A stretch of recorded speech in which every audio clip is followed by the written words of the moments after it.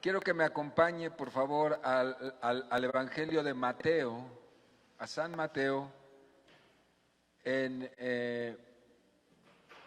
el versículo 13. 13. Quiero que me acompañen ahí. Hoy traigo una palabra que es, a juicio mío, es fascinante. Le pido al Señor que me ayude porque es un mensaje muy hermoso y muy importante para la vida de todos, chicos y grandes. Amén. Así que así como está, le voy a pedir que incline su rostro, cierre sus ojos y vamos a orar. Gracias te damos, Padre, en esta mañana por la bendición de tener tu palabra viva.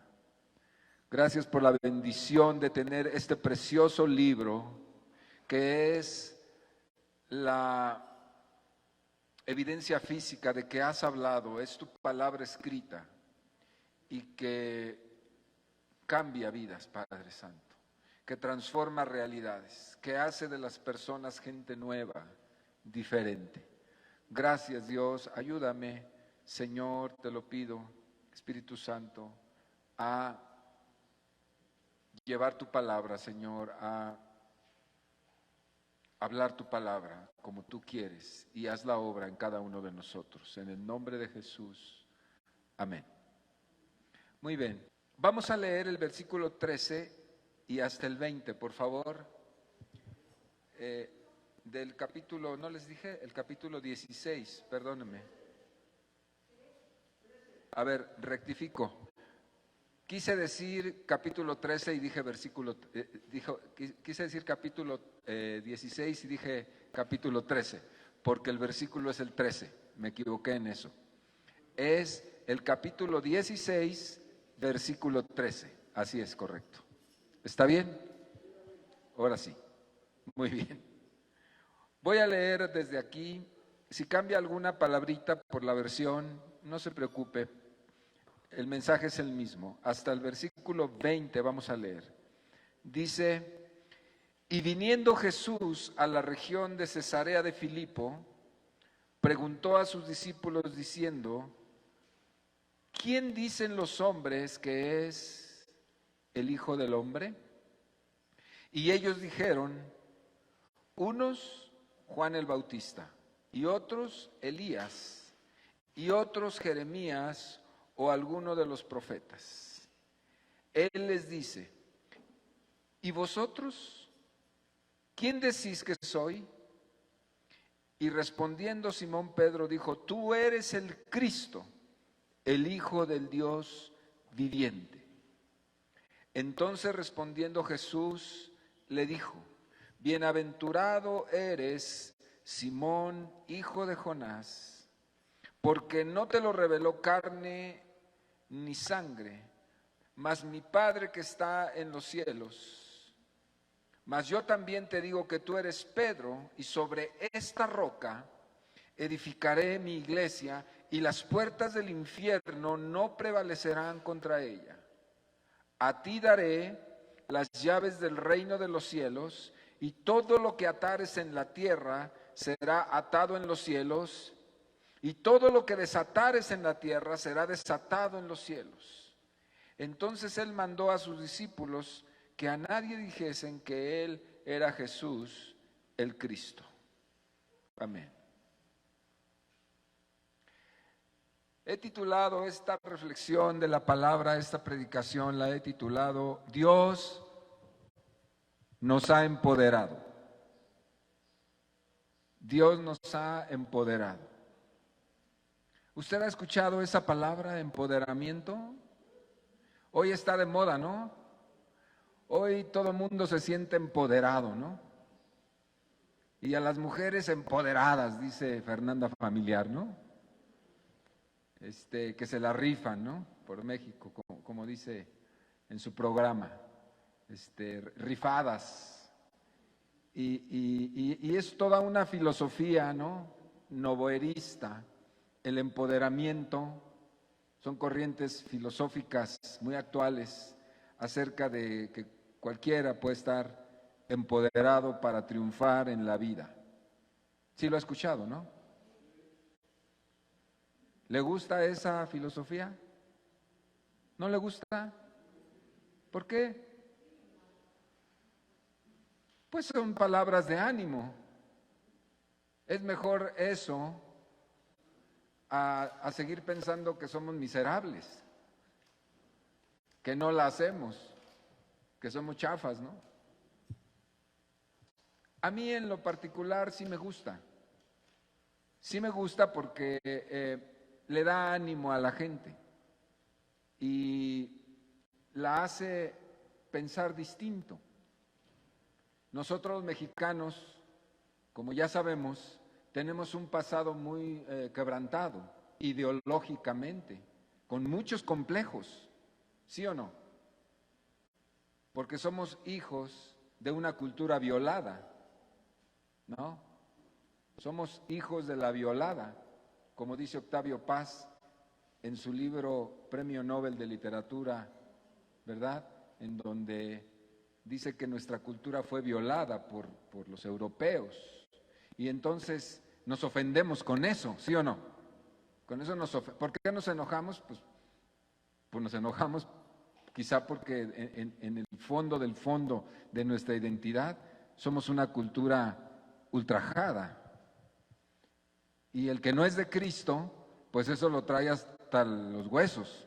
El que no se ha nacido de nuevo, eso lo sigue ofendiendo, porque su identidad es esa, su cultura es esa.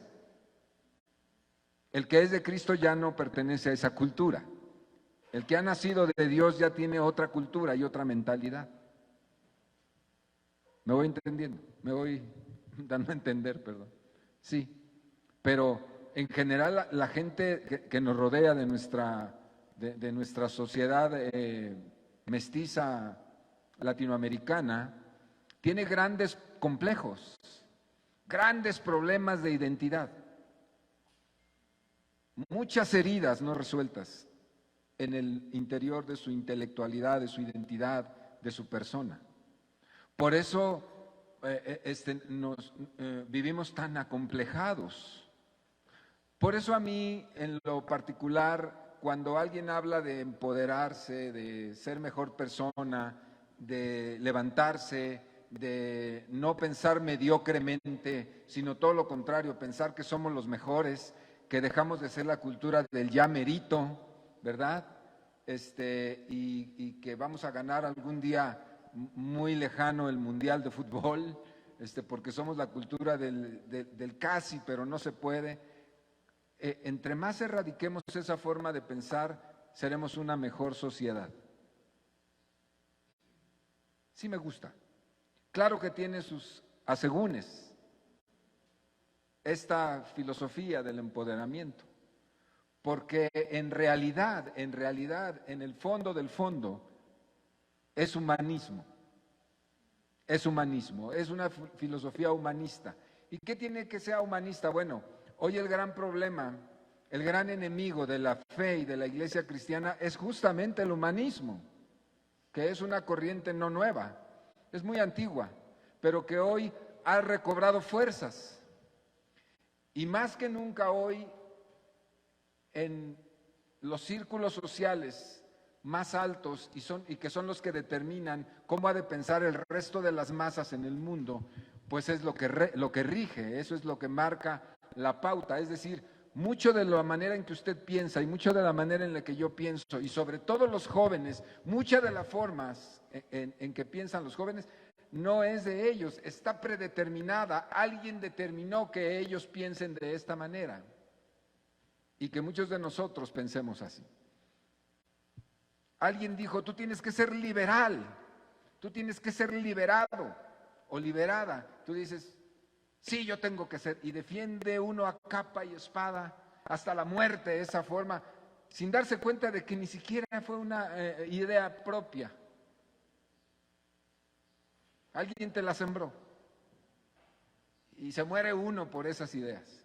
Como nos pasaba en la época de los 70s y 80s, cuando éramos jóvenes. A los que son de mi generación recordarán moríamos por Carlos Marx y Federico Engels. Moríamos por el materialismo dialéctico y todo su rollo y filosofía que ni entendíamos bien. Y matábamos por el comunismo. Y levantábamos las banderas y que nos enfrentábamos al que sea ideológicamente y decíamos, esta es la neta del planeta. Cuando maduramos, nos dimos cuenta en que era y por lo que nos moríamos. Bueno, hay muchos de mi generación, algunos que todavía lo defienden, ¿eh? Y bueno, pues se respeta eso. Si he ofendido a alguien con lo que dije, discúlpeme. Pero así era, como hoy los jóvenes defienden lo que piensan. No está mal, pero deben saber los jóvenes de dónde viene lo que piensan, cuál es el origen. Generalmente no es su propio corazón, ni su propia reflexión. Es el rollo de otros que él se adopta, ¿no? Me gusta cuando alguien insta a una persona, sobre todo a ellos, a los jóvenes, y les dice, tú puedes ser el mejor de los mejores. Tú puedes ser una persona extraordinaria. Tú puedes estar arriba y no abajo. Tú puedes ser cabeza y no cola. Deuteronomio lo dice y la palabra de Dios lo enseña. Te he puesto por sobre reinos, ¿no? Dice.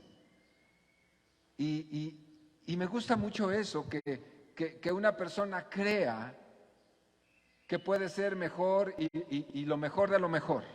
Me gusta mucho, porque eso hace que la persona sea productiva. Diga productivo. Es muy importante. Alguien que no es productivo no sirve para nada.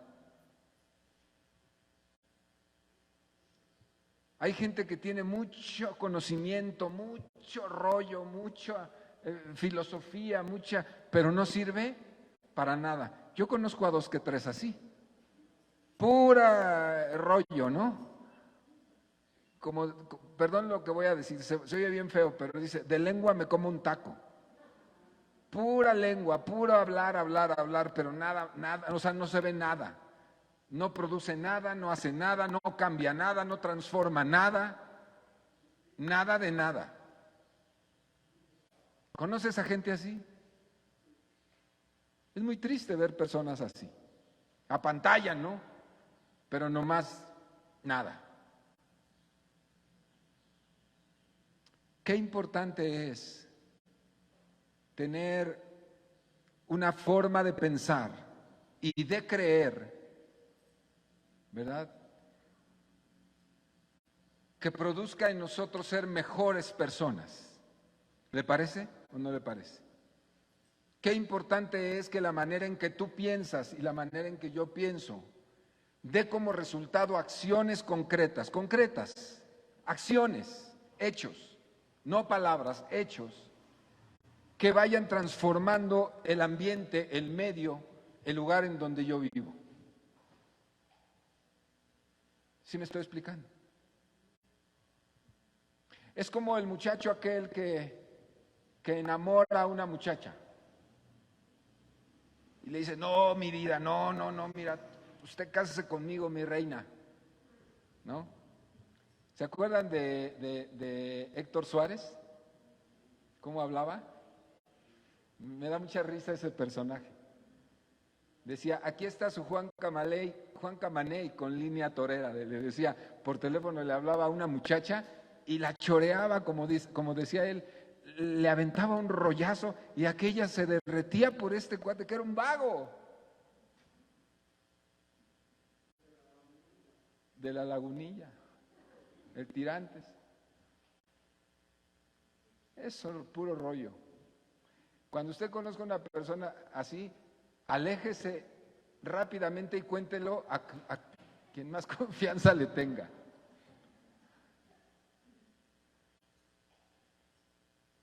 Pero hay otros chavos que no son rolleros, no son de verbo, ¿no? Pero que son bien concretos y que hacen muchas cosas y que a la mera hora traen resultados y dice, ¿cómo me ves? No, pues sí, maravilloso, yo sí me caso contigo. O sea, efectivo, ¿no? Qué padre es ver personas así. Quizá no digan tanto, pero son eficaces. Hacen las cosas, hacen que suceda, transforman. Todo donde están lo hacen ser distinto. Y son una fuerte y poderosa influencia como imagen para otros. Hay muchos otros que dicen, mira, ese es calladito pero efectivo. A mí me gustaría ser como él, sobre todo los más chavitos, ¿no? Me gustaría ser como es él. Eso a mí me gusta. Me gustan las personas de éxito. Me gustan las personas que se distinguen por ayudar a otros a levantarse y ser también exitosos.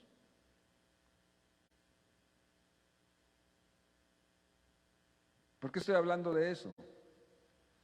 Este pasaje es un pasaje que está muy por encima de mi discurso de este momento, pero muy, muy por encima. Y yo quiero mostrarle a usted cuál es el verdadero empoderamiento a través del consejo de la palabra. Para que cuando le vengan y le digan, no, hermana, usted debe ser una mujer empoderada. Usted diga, no necesito que me vengas a decir, porque yo sé lo que es empoderamiento. Verdadero empoderamiento.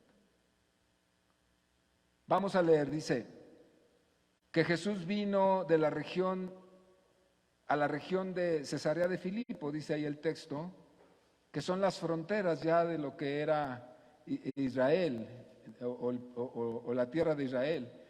Eso está al norte del mar de Galilea, muy lejos del centro de Israel. Y Jesús hace una pregunta que cuando uno se mete a estudiarla, cuando uno la lee y la pasa así de rapidito, no entiende nada. Pero cuando uno se detiene y se profundiza en lo que significan las palabras, la pregunta de Jesús, caray, qué tremendo está esto. Jesús pregunta a sus discípulos, les pregunta, digamos, a los más íntimos, a los que se quedaban con él después de que él predicaba y después de que enseñaba, y a veces les daba hasta de comer, y ya él se iba a descansar del trabajo del día, y había un grupo específico que eran sus discípulos, que lo seguían a donde quiera que iba. Y de ese grupo de sus discípulos había un grupo todavía más íntimo, que eran los 12 apóstoles. ¿Nos entendemos? Y bueno, dentro de los 12 apóstoles había un círculo de 3 de ellos, que era todavía el círculo de ultra intimidad. Así era la cosa. Pero cuando estaba con sus discípulos y los apóstoles, él hace esta pregunta: ¿quién dicen los hombres que es el Hijo del Hombre? Acuérdense que Jesús se llamaba a sí mismo el Hijo del Hombre. Ya hemos explicado por qué Jesús se llamaba a sí mismo el Hijo del Hombre. Entonces les pregunta a ellos, a ver amigos, aquí en confianza entre nosotros, ¿quién dicen los hombres de allá afuera que es el Hijo del Hombre? Uno de los comentaristas, que me gusta mucho, dice que una de las formas de incredulidad se manifestó en la indiferencia popular, en la incredulidad del pueblo de Israel en Jesús como Mesías. La gente no creía que Jesús era el Mesías, el Cristo. La palabra Cristo significa el ungido enviado.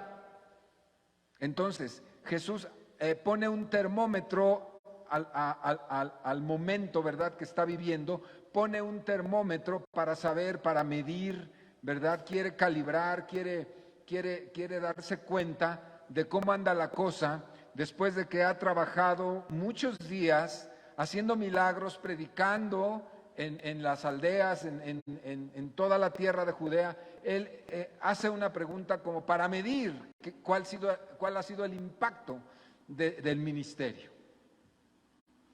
Y entonces ahí es cuando les pregunta, ¿quién dice la gente? ¿Qué han oído ustedes que dice la gente que es el Hijo del Hombre? Es decir, ¿quién dicen ellos que soy yo?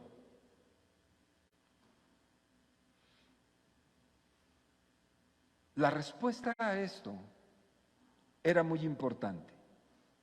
Era muy importante.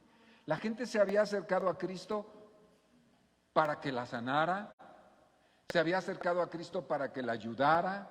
Imagínense ustedes en aquellos tiempos, en aquellas tierras tan pobres, pues la gente no tenía doctores, no tenía sanatorios, no tenía hospitales, no tenía beneficencias, no había medicamentos, no había farmacias, no había nada de eso. La gente si se iba a morir, se moría, punto. Imagínese usted que tuviera un familiar enfermo, solo imagínelo por un momento, y que le dan un diagnóstico malo, y entonces usted tiene que decir, pues tienes que resignarte porque se va a morir. Así eran los tiempos allá, o se aliviaban solos, o de plano se morían bien muertos, completitos. Por eso la desesperación de la gente cuando escuchan que anda Jesús, que un hombre, ¿verdad?, que no sabían que era Jesús, anda haciendo milagros y que sana a los enfermos, incluso resucita muertos. Imagínense cómo no han de venir multitudes. Es más, si eso sucediera hoy, lo mismo pasaría. ¿Sí o no? Aunque tenemos toda la infraestructura médica. Así es. Entonces Jesús anduvo haciendo bien, como dice en el libro de los Hechos. Anduvo haciendo bien y sanando a los enfermos, echando fuera demonios, un trabajo arduo por muchos días. Y entonces aquí se sienta y le pregunta a sus amigos, ¿cómo ven? Después de todo esto, ¿qué dice la gente acerca de mí? Y decía yo que la respuesta es muy importante, porque de la respuesta que se diera, de la respuesta a esa pregunta, depende la salvación eterna de los hombres o la perdición eterna, nada menos. Es decir, lo que se respondiera de la manera en que el pueblo, la gente de afuera, está viendo a Cristo, de eso depende si habían de salvarse o no. ¿Cómo vemos a Cristo? ¿Qué es Cristo para nosotros? ¿Qué era Cristo para la gente? ¿Qué era Jesús para la gente? La pregunta es muy profunda, muy importante. Yo podría decir, ¿están viendo al Salvador mesiánico prometido por Dios a través de la ley y de los profetas, como dice Romanos? A través de Pablo, ¿están viendo al Salvador? ¿Cuál es la visión de la gente acerca de este hombre? ¿O es un chamán? ¿Es un sanador? ¿Es un benefactor que si yo necesito algo me lo va a dar? ¿Es un filósofo? ¿Es un profeta nada más? ¿Es un revolucionario? ¿Es un líder social como lo vieron tanto? ¿Quién dicen que soy? Es muy importante la pregunta, ¿le parece? Sí. Ellos le dijeron, pues unos dicen que eres Juan el Bautista resucitado. No lo dice ahí, pero se creía en que se reencarnaba, ¿no? Unos dicen que eres Juan el Bautista y otros dicen que eres Elías. Y otros que Jeremías o alguno de los profetas. Esa fue la respuesta. Fíjese que es una respuesta aparentemente buena, pero si uno lo estudia y lo analiza, es una pésima respuesta. ¿Por qué? Porque uno dice, bueno, le dieron un buen rating. Juan, pues era un hombre de respeto popular. Juan tuvo muchos seguidores y hasta el tetrarca le temía. Tenía un buen estatus social Juan el Bautista. O sea, Jesús no andaba tan abajo en las opiniones. Otros se aventaron y dijeron, hombre, que Juan, este es Elías, el más portentoso, sino que el más importante, no lo sé, pero por lo menos sí el más portentoso de los profetas, Elías. Acuérdese usted de las obras de Elías, de las obras de Dios a través de Elías. Otros dicen pues que Jeremías, y Jeremías no se quedaba atrás, o sea, le daban un buen lugar. Eso es lo que dice la gente. La gente opina, Señor, opina bien de ti. Pero la respuesta en realidad era miserable, era mísera, pues, para no decirlo tan fuerte, era una mísera respuesta, porque no es la respuesta que Jesús esperaba, no es la respuesta que Jesús esperaba. ¿Cuál era la respuesta que Jesús esperaba? Dígamelo usted, ¿cuál era?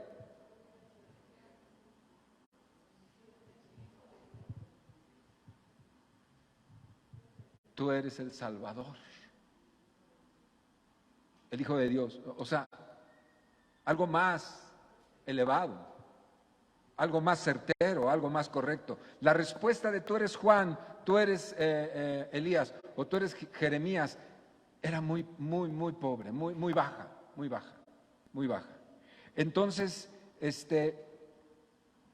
de eso, en eso consistía la tangible, la evidente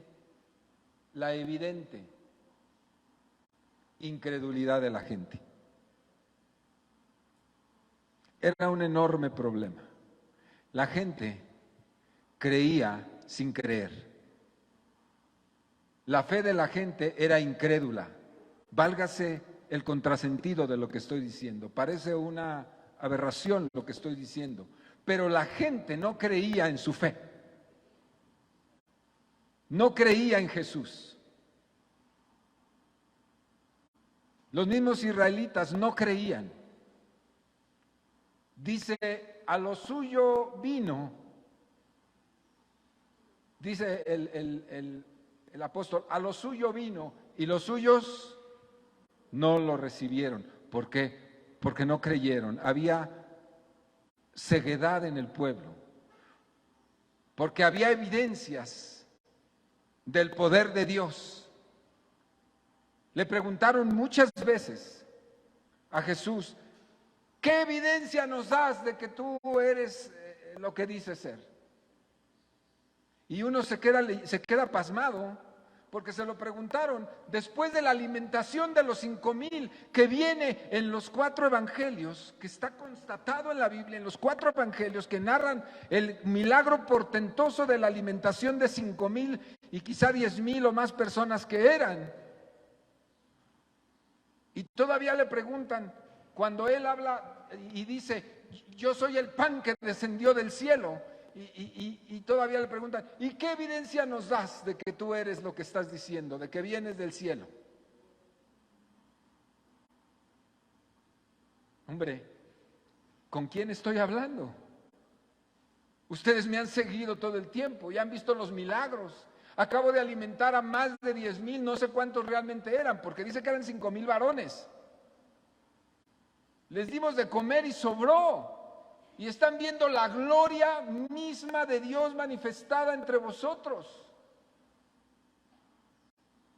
Y siguen preguntando, y siguen pidiendo señales, y siguen dudando. Incredulidad. Gente que no cree su fe. ¿Me estoy dando a entender?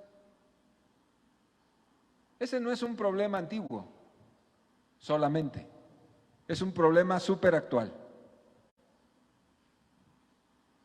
Hoy la gente, hoy, 9 de mayo, casi Día de las Madres,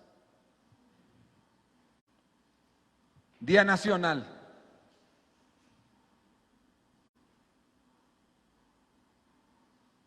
del año 2021, la gente no cree en Cristo. Aún los cristianos, aún las religiones cristianas no creen en Cristo. Aún la iglesia cristiana evangélica sigue sin creer en Cristo.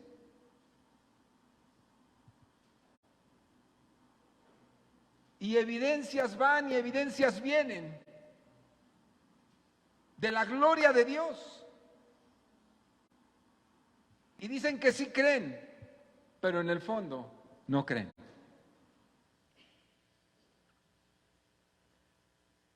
Porque es evidente,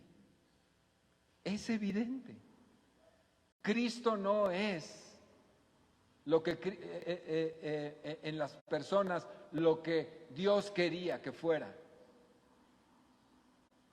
Lo voy a repetir.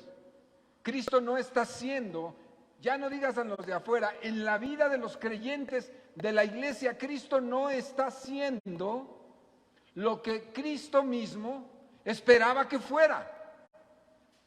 Se nota en el estilo de vida de la gente, en su forma de ver la vida, de hacer la vida, de desarrollarse, de hacer familia, de trabajar. La respuesta es, si hiciéramos la misma pregunta hoy y le dijéramos, pero responde desde el fondo de tu corazón, dirías, pues Cristo es un Dios que está ahí para ayudarme cuando yo lo necesite. Cristo es el Hijo de Dios ciertamente, porque ya lo leyeron, ¿verdad? Pero es alguien que está ahí como un apéndice de mi vida. No lo suelto, porque no me conviene que esté, para que cuando yo tenga problemas, o cuando me enferme, cuando me vaya mal, cuando me agarre el COVID, ¿verdad? Cuando me agarre y me chupe la sangre, ¿verdad? Entonces yo tengo un Cristo glorioso, grande y poderoso que me va a ayudar. Claro que es poderoso, como Juan el Bautista. Claro que es poderoso como Elías y como Jeremías, ¿cómo no? Pero no es la respuesta que Cristo espera de nosotros. No es. La respuesta sigue siendo pobre. Es evidente que Cristo no es, aún para la vida de su iglesia en muchas ocasiones, de los miembros de la iglesia, Cristo no es más que un Jeremías, un Elías o un Juan el Bautista, rebajándolo a esa estatura. Es grande, pero no es el más grande. Y mi Cristo es el más grande de los grandes, sépalo usted. Pero en mi vida no. En mi vida no. Él es conveniente. Él nos conviene. Nos conviene creer en Él. Es conveniente. Hay que creer. Sí, es el Hijo de Dios. Lo dice la Biblia. Pero en el fondo del corazón, será el Hijo de Dios. Será un grande. Pero no es el más grande en mi corazón. Ese es el asunto aquí. ¿Quién dicen que soy? Pues eres uno grande. Y Jesús entiende la situación. Si hoy nos preguntáramos, quizás volveríamos a contestar, ¿quién es para ti Jesús? Ah, pues es uno grande. Es Dios. Es alguien chido. Es alguien que parece glorioso. Así nomás. No está mal la evaluación, parece buena, pero es mísera comparado con lo que realmente debiera ser Jesús en la vida de un creyente. ¿Soy claro en el mensaje? Muy importante. Eso tiene que ver en lo que la gente piensa y cómo ve a Jesús. Por eso Jesús insiste, se da cuenta de la situación.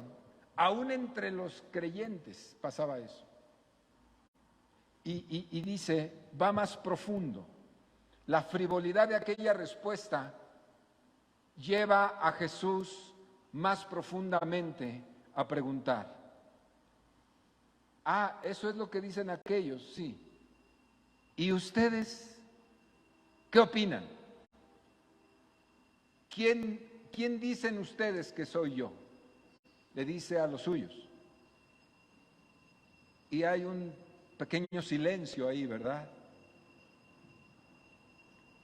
Y de repente se levanta Simón. Ay, Simón.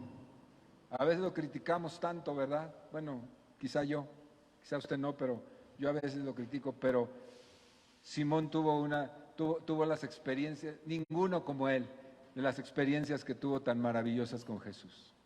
Simón caminó como ningún hombre ha caminado sobre el agua. Digan lo que digan, mi Pedrito es precioso. Era así medio locuaz, pero se aventaba. Cuando ven al Señor, recuerdan que cuando el Señor lo veían y decía, no teman, soy yo, decía el Señor desde afuera de la barca. Y entonces le decía, Señor, si eres tú nada más, di que yo vaya y voy. Y le dice Jesús, pues órale, vente. Y se baja y camina sobre el agua. Lo que haya pasado después no importa, Pedro caminó sobre el agua. Glorioso, no hay ser en la tierra que haya hecho eso, fuera de Pedro y fuera de Jesús, por supuesto.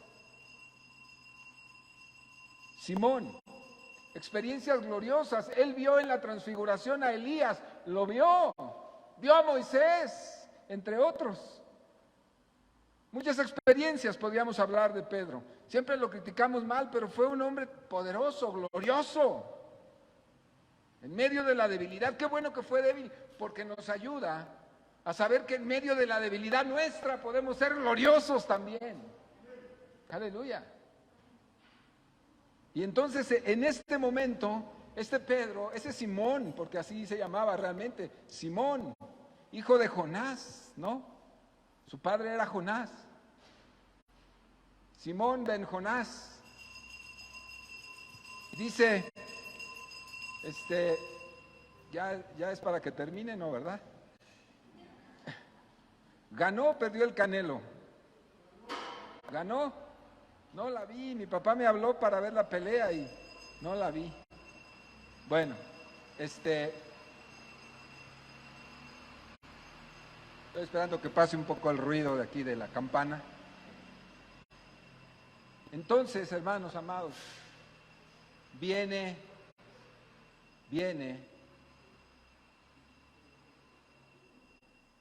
el Espíritu Santo. En medio del silencio de la segunda pregunta de Jesús, y ustedes, los míos, los de aquí, los creyentes, los que sí creen, los que sí me siguen, los que están conmigo, ¿quién dicen que soy yo? Muchos de ellos tenían el mismo concepto de los de afuera. Tú eres un grande, pero no el más grande. Pero viene el Espíritu Santo en la mente de Pedro, de Simón, y le dice, como respuesta a esa influencia hermosa del Espíritu Santo, poderosa, le dice, tú eres el Cristo, el Hijo del Dios viviente, la gran confesión. ¿Por qué es importante ese pasaje? Porque de eso depende absolutamente todo en la vida de un creyente. Es más, depende su destino eterno. La respuesta es muy importante. Tú eres el Cristo. está declarando por el Espíritu, tú eres el ungido de Dios enviado. Y eres el Hijo del Dios viviente que se encarnó en una mujer. Eso es lo que tú eres.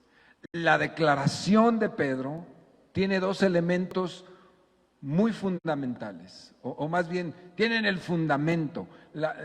No son unos elementos fundamentales, no, son el fundamento de toda la cristiandad, de toda la filosofía, de toda la creencia, de toda la fe y la doctrina.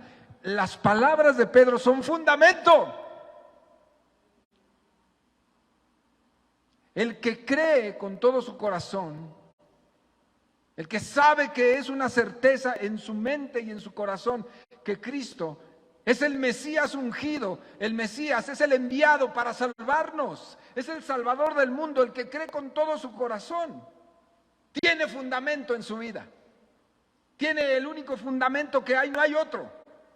El que cree que Cristo es el Hijo del Dios viviente, que se encarnó de una virgen, enviado por Dios, será salvo, será transformado. Ese es el fundamento. La confesión de Pedro es el fundamento de toda la cristiandad, de todo lo que enseñamos. La aseveración que Pedro hace en este momento delante de todos es justamente la columna vertebral de nuestra fe. Si no hay eso, no hay nada. Tú eres el Cristo, el ungido, el Hijo del Dios viviente que descendió. Y es totalmente congruente esa respuesta con lo que Jesús le dijo a Nicodemo en el capítulo 3, donde le dice, porque de tal manera amó Dios al mundo, que ha dado a su Hijo. Las mismas palabras, Dios dio a su Hijo para que todo aquel que en él cree no se pierda, no se condene, sino tenga vida eterna. Tiene todo que ver con ese versículo, con esa idea. Las palabras reveladas del Espíritu Santo sobre Pedro son fundamento. Jesús aquí lo corrobora, le dice, Pedro, Simón, bienaventurado eres, porque no te lo reveló carne y sangre, mas mi Padre que está en los cielos te lo reveló. Déjeme decirle esto. Usted o yo podemos ser cristianos nominales. ¿Sabe lo que es nominal? Un miembro nominal de un grupo es aquel que está inscrito, como en la nómina, hombre, cuando uno va a cobrar, ¿no?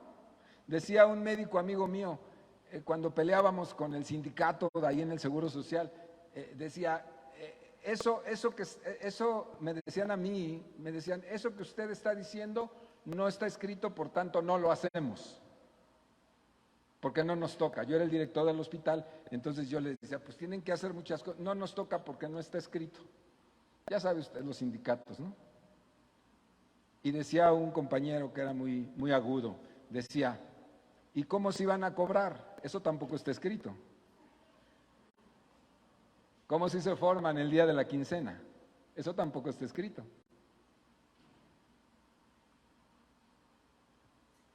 En la nómina, ¿no?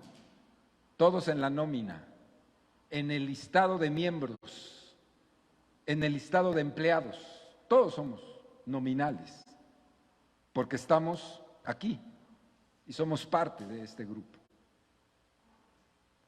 Pero la iglesia es otra cosa.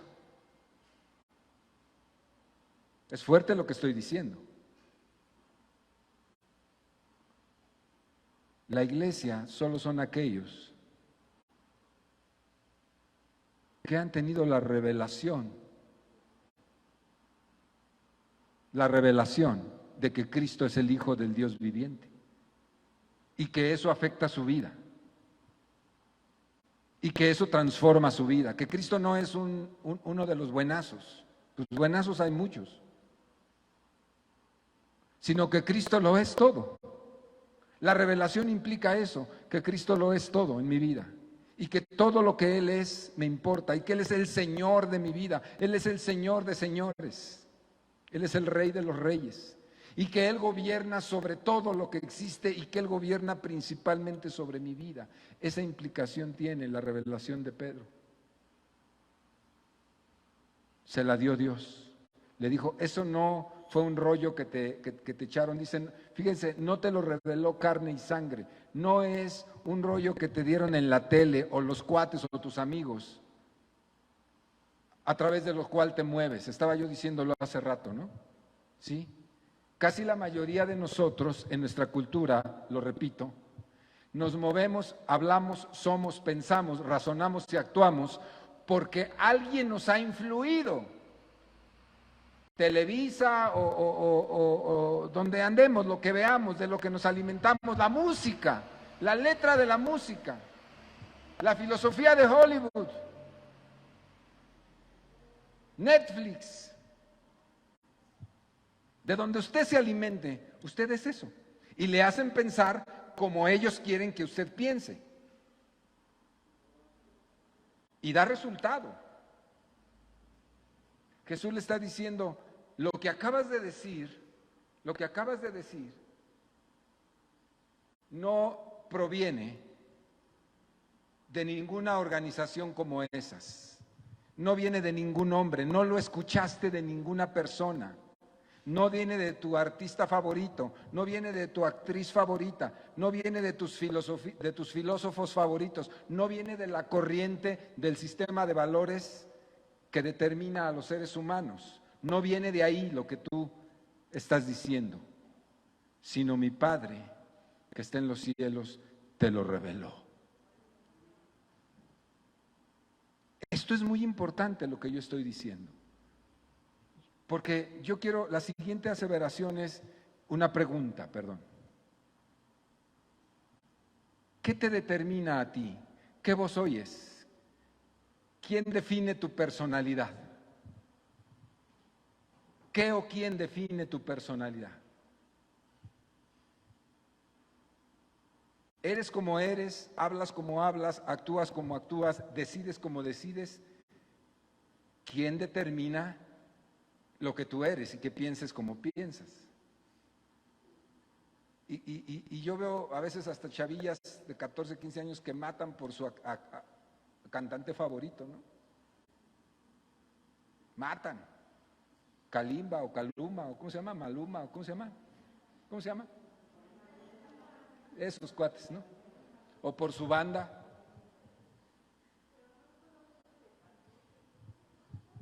Sí, hasta de mayor edad. Y ellos matan por eso. ¿Cuánto más? Una filosofía que te entró, no sabes ni cómo, pero entra. Una forma de pensar, de reflexionar, de creer. Viene y entra en tu corazón, entra en tu mente, ni siquiera lo detectas, está ahí y de repente tú defiendes cosas que no sabes ni por qué las defiendes. Pero Jesús le dijo a Pedro, no vino de todo lo que te influye en la tierra, de las filosofías humanas, lo que me estás diciendo y lo que estás confesando ahora, eso viene del cielo, eso viene de Dios. Un creyente genuino en Cristo Jesús no se determina por las corrientes humanas, las filosofías humanas, por los pensamientos, por la mentalidad de una serie de cuates, ¿no? que piensan chido. No se determina por eso, se determina por lo que Dios le revela.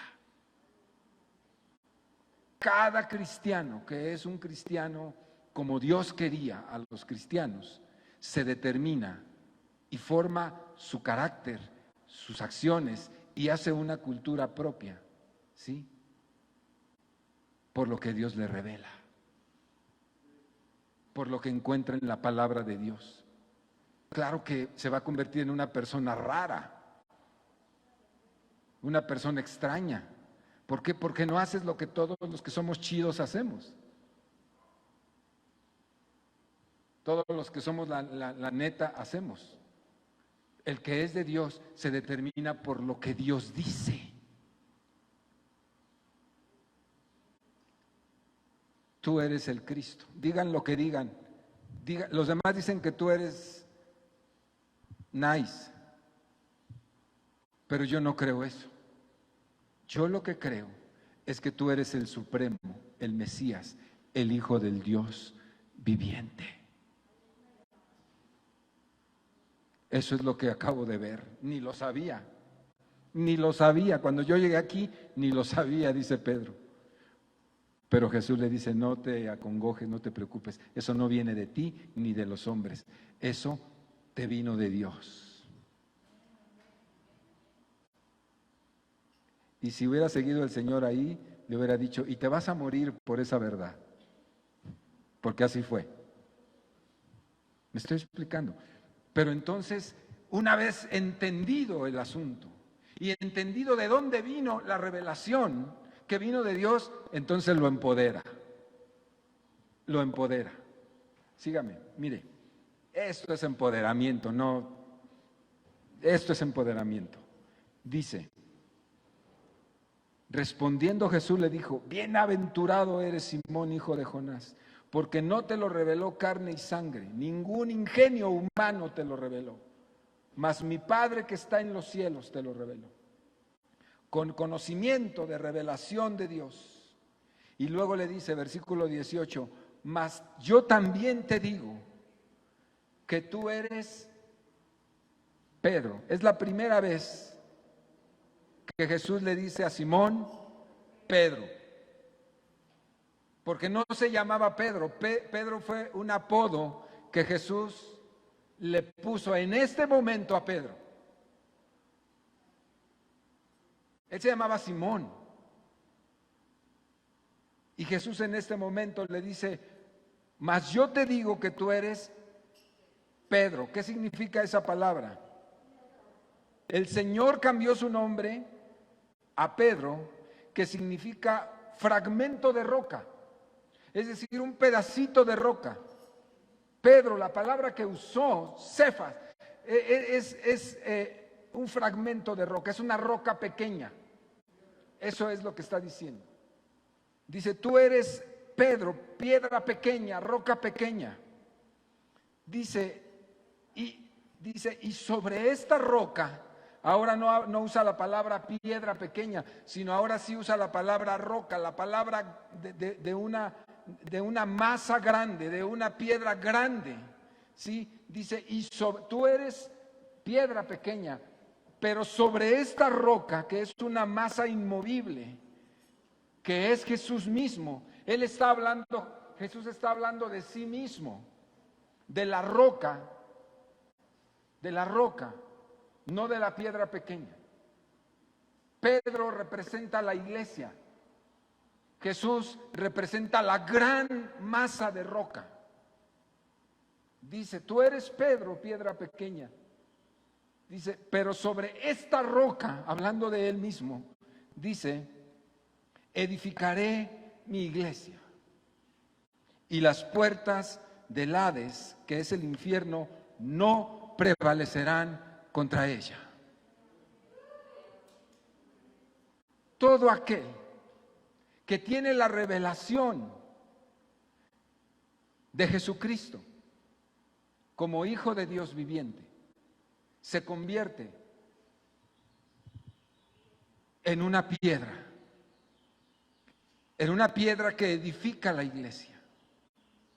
Pero esas piedras, todas esas piedras que somos todos nosotros, con la revelación del Hijo de Dios viviente, somos como los ladrillos que están encima de una gran base para edificar la iglesia de Dios. La gran base, la gran roca es Jesucristo, según lo dice 1 Corintios 3:11. Edificaré mi iglesia. La piedra angular, la gran piedra, la base, la plataforma de construcción, la base inconmovible es Jesucristo. Y todos nosotros somos rocas que edifican la iglesia.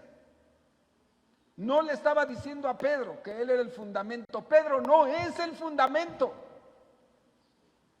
Y eso contradice absolutamente la doctrina católica. La doctrina católica dice que Pedro, como el primer papa, fue el fundamento de la iglesia.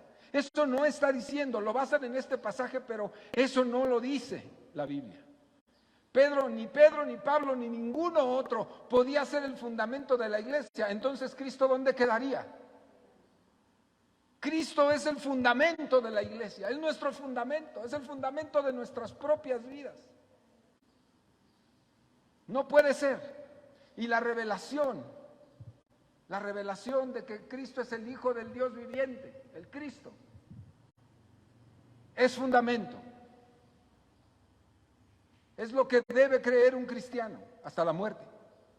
Un cristiano que se precia de serlo, cristiano, no le da un buen lugar a Jesús en su vida. No le da un lugar preponderante a su vida.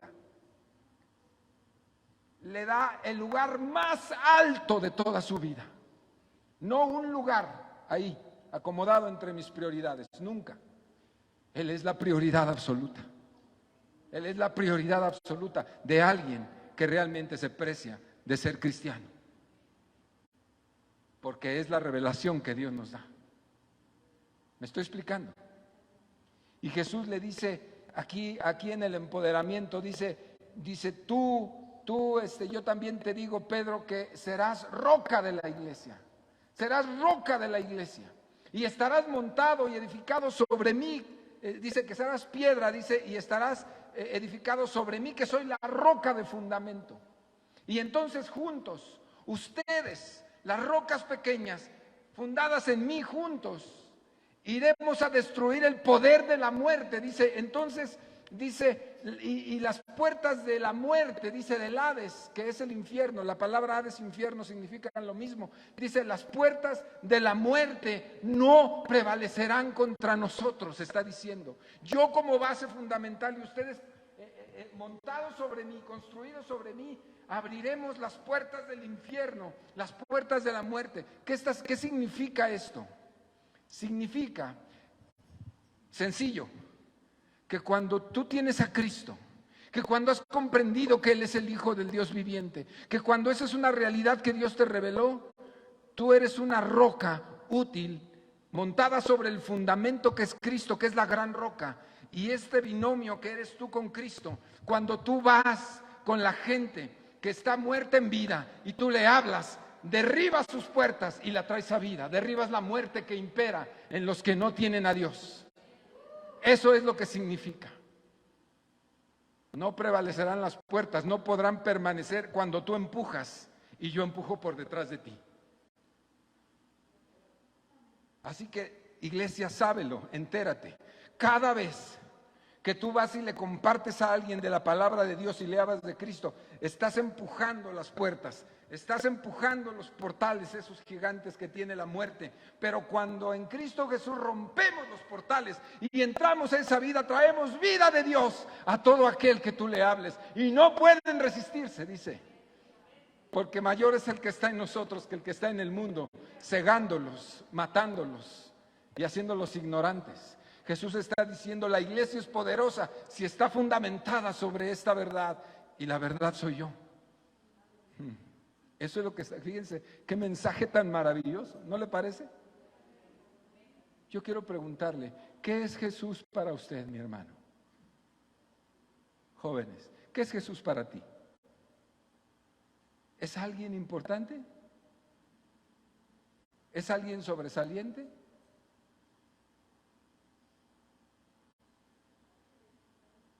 ¿Es alguien significativo en tu vida? ¿Es súper chido, súper padre? ¿Cristo para ti? ¿Eso es? ¿Es alguien útil? ¿Es alguien conveniente? ¿Es alguien que nos conviene creer en Él? ¿Es eso? ¿O es el fundamento de tu vida? Piensa.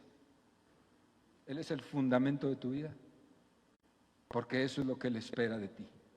Jóvenes, ustedes tienen muchas inquietudes, muchachos. No saben cómo los amamos, ¿sí o no? ¿Los amamos a los jóvenes? ¿Estamos en contra de ellos? Para nada, ¿verdad? Pero sí vemos muchos peligros para ustedes. Por eso me dirijo tanto a ustedes. Esto revolucionó la mente de Pedro. La revolucionó. Porque fíjate lo que le sigue diciendo. O sea, si ya no se la cree, pues ¿qué puedes hacer? Pero le sigue diciendo, y a ti daré las llaves del reino de los cielos, símbolo de autoridad.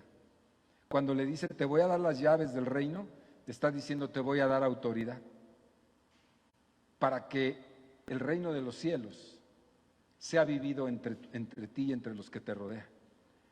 A Pedro ahí sí le dice, pero ¿a quién le está diciendo? ¿A la iglesia? Le está diciendo a Pedro que representa a todos los creyentes que tienen la revelación de Dios. Quiere decir que tú, Silvia, Daniela, Elías, Conchita, Gloria, Marcelino, todos los que estamos aquí, todos, nos han sido dadas las llaves del reino de los cielos. En Pedro dice, a ti te daré las llaves del reino de los cielos. Es el símbolo de autoridad, el privilegio de predicar y proclamar el evangelio, lo cual nos fue dado a cada uno de nosotros. Cada vez que tú caminas, te diriges hacia alguien que no conoce a Dios, le presentas a Cristo con toda la autoridad de Cristo por detrás de ti, tú le estás abriendo el reino de los cielos a esas personas. Y todo lo que significa el reino de los cielos se lo estás trayendo a esa persona. Tú tienes la llave, ¿la vas a usar? Tú tienes la llave, ¿la vas a usar? Ahí traes tu manojo de llaves, Dios te dio la llave, ¿la usas? Porque en el momento que la uses, vas a abrir las puertas, vas a derribar las puertas y la muerte que hay en ellos no va a prevalecer. El día de ayer, sepultamos, la familia Camacho Cubedo sepultó a don Carlos, esposo de Rosenda. Don Carlos fue un hombre muy particular y pues como decía Rosenda, mi amada Rosenda, que le mando un mensaje desde aquí, querida Rosenda, un abrazo, sé que nos estás viendo. Rosenda decía, pues él como que cree a su modo. Y ella decía, pues yo creo que en el fondo del corazón sí cree. Y pasaron 40 años y él no confesaba a Cristo. Pero Dios le dio el tiempo exacto. 40 años.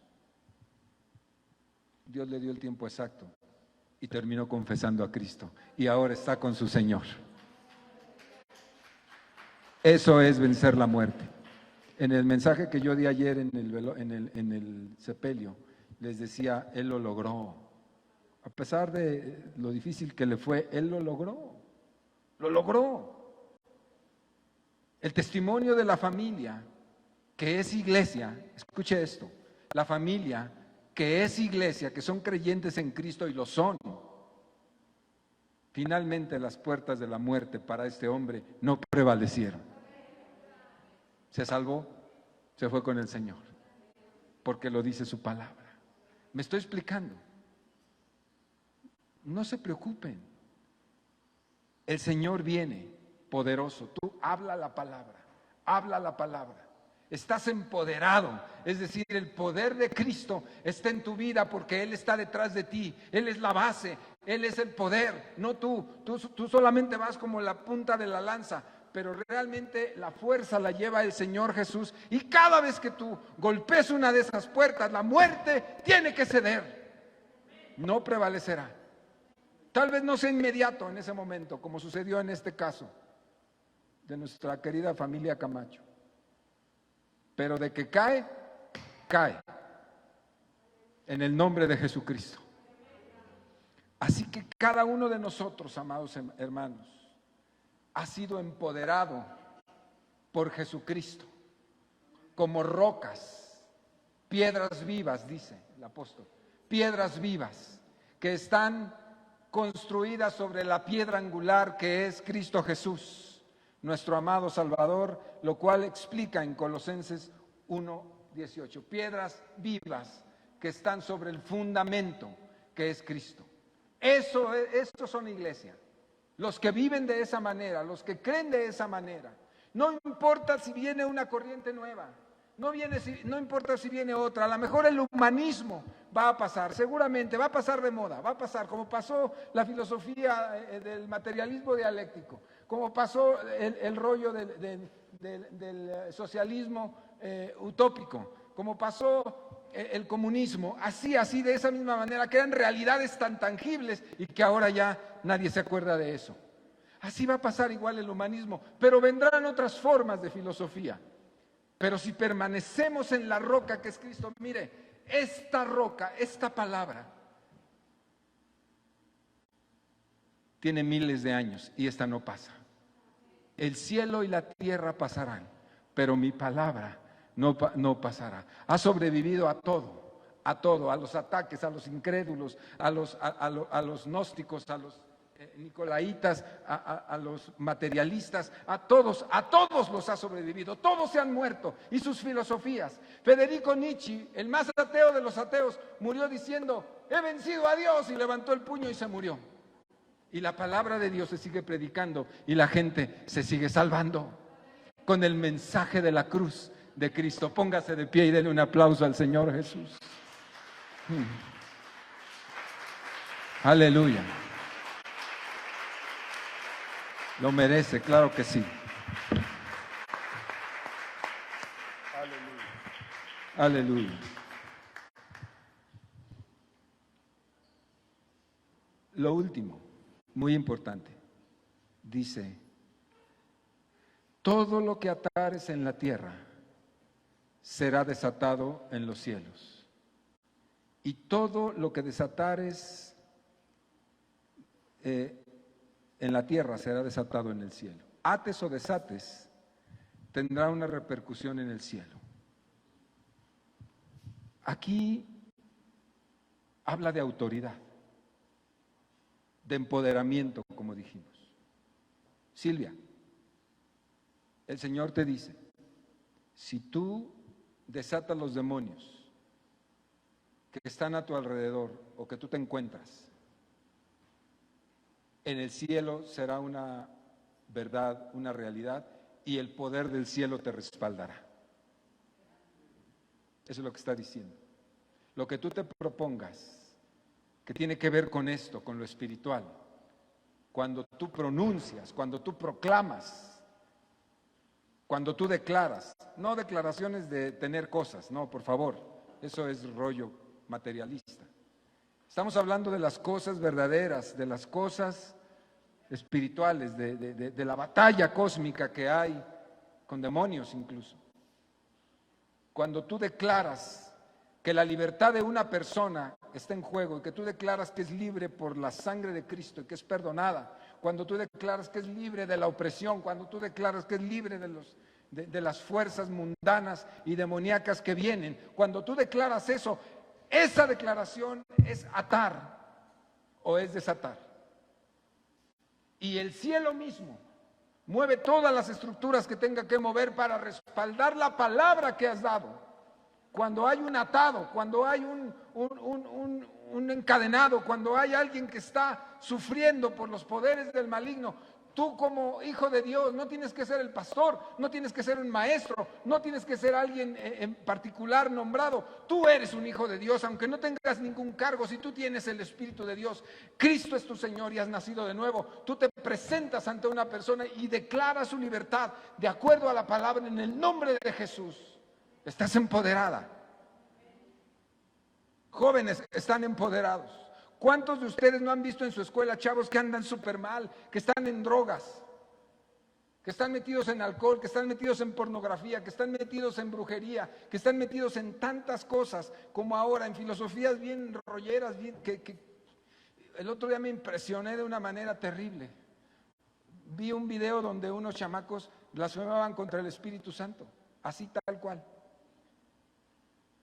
Y pasaba uno y luego una muchacha y luego otro y blasfemando, diciendo groserías contra el Espíritu Santo. Que esa no es la blasfemia contra el Espíritu Santo, ya lo sabemos. Pero ellos piensan que sí y lo decían abiertamente, queriendo ofender a Dios. Toda esa muerte y esa oscuridad se va de sus vidas cuando tú te pones enfrente de ellos y lo declaras. Y declaras a Cristo. Y llevas a Cristo. Y toda esa muerte que los envuelve, sus puertas son derribadas por el poder del Espíritu Santo en Cristo Jesús. Ese es el poder que tienes. Ejércelo. ¿Quieres ser popular entre los chavos? Hazlo y verás si no te vuelves popular. Hazlo y verás si no. Te vas a volver popular, a lo mejor a naranjazos que te avienten, ¿no? Pero te vuelves famoso cuando tú liberes a uno y liberes a otro, y cuando su muerte tú la derribes en el nombre de Jesús, te vas a volver poderoso, porque Dios te empoderó. Aleluya, vamos a orar, vamos a orar. En el nombre de Jesús. Padre, gracias por tu palabra. Tú nos has empoderado verdaderamente. Quiere decir que nos has dado poder del cielo que viene de ti para derribar la muerte, Señor, que habita y que impera sobre vidas que a veces son nuestros propios familiares que no te conocen, vidas que no te conocen. Y nuestra misión justamente es ejercer y poner por obra, Señor, con ese poder que nos has dado, la vida tuya sobre todos aquellos que están ciegos en oscuridad, Señor, sumergidos en ideologías, sumergidos en muchas situaciones y circunstancias, Padre Santo. En el nombre de Jesús, yo pongo la vida de cada uno de los hermanos y hermanas, jóvenes, adultos, ancianos, cada uno que ha recibido esta palabra y que hoy descubre que su vida es útil en tus manos y que no somos estériles, que somos de ti y que hemos creído verdaderamente en el Dios Todopoderoso. Ahora, Señor, ahora, ayúdanos tú por tu Espíritu Santo a ejercer el poder, a usar las armas que tú nos has dado como hijos de Dios poderosos, asentados sobre la roca que es Cristo Jesús. Te lo pido en el nombre de Jesús. Amén.